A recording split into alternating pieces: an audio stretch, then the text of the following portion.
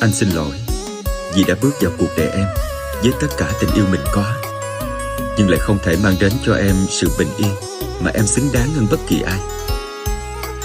Anh từng nghĩ mình có thể làm điểm tựa cho em, có thể làm em an lòng khi mệt mỏi.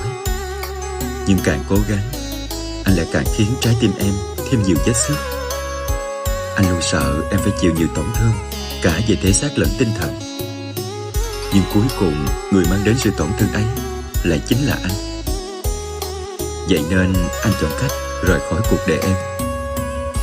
Cuộc tình như bọt nước trôi, tan hợp bất ngờ.